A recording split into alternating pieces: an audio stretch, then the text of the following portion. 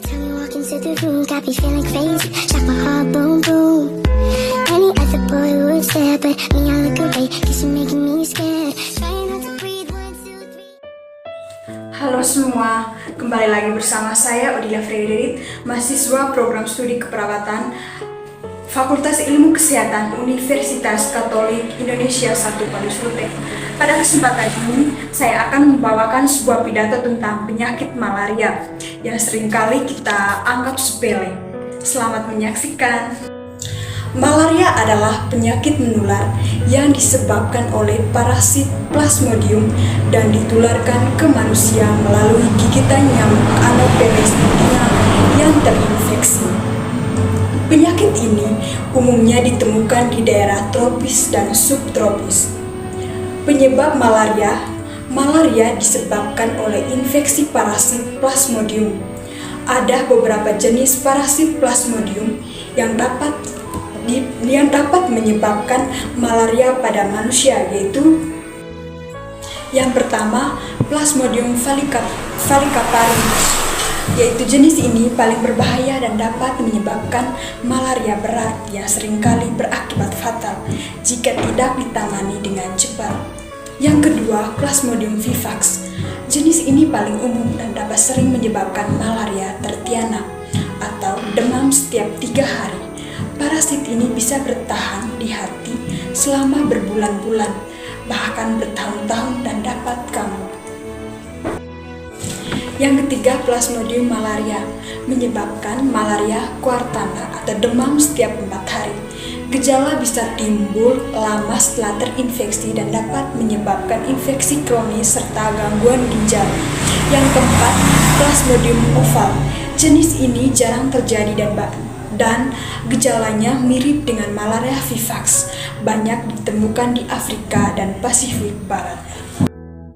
Siklus penularannya dimulai ketika nyamuk Anopheles betina yang terinfeksi menggigit manusia. Parasit yang terinfeksi menggigit manusia. Parasit kemudian masuk ke aliran darah, mengedap di hati, berkembang biak, dan selanjutnya menyerang sel darah merah. Akibat malaria, jika tidak diobati dan ditangani dengan baik, malaria dapat menyebabkan berbagai komplikasi serius, bahkan kematian. Beberapa akibat timbulnya penyakit malaria. Yang pertama, anemia berat terjadinya karena kerusakan sel darah merah yang disebabkan oleh parasit. Yang kedua, malaria cerebral atau malaria otak. Komplikasi paling berbahaya yang terjadi ketika sel darah yang terinfeksi parasit menyumbat pembuluh darah kecil di otak, menyebabkan pembengkakan atau kerusakan otak. Gejalanya bisa berupa kejang, penurunan kesadaran, kebingungan, hingga koma, dan dapat menyebabkan cacat neurologi, permanen, atau kematian. Yang pertama, gagal fungsi. Parasit malaria dapat mengganggu fungsi organ vital seperti ginjal, hati, dan limpa, yang dapat berakibat fatal. Limpa bahkan bisa membesar. Yang kedua, gangguan pernapasan.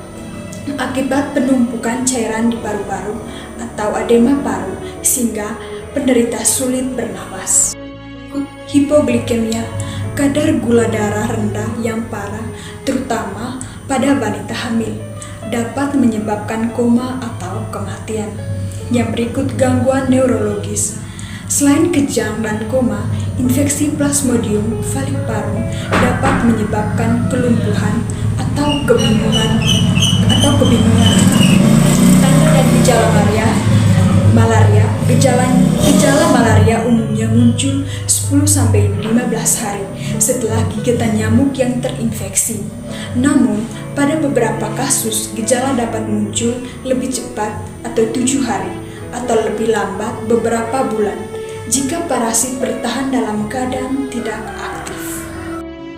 Tanda dan gejala umum malaria meliputi: yang pertama, demam tinggi, seringkali berulang dengan pola tertentu tergantung jenis parasit, misalnya setiap 48 atau 72 jam. Yang kedua, menggigil atau panas dingin, serangan menggigil hebat diikuti demam tinggi. Yang berikut, keringat berlebihan. Setelah fase demam tinggi, penderita akan banyak berkeringat.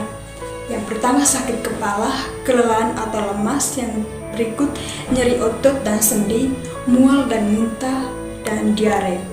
Pencegahan malaria sangat penting, terutama bagi mereka yang tinggal atau berpergian ke daerah endemis. Langkah-langkah pencegahan meliputi: yang pertama, menghindari gigitan nyamuk.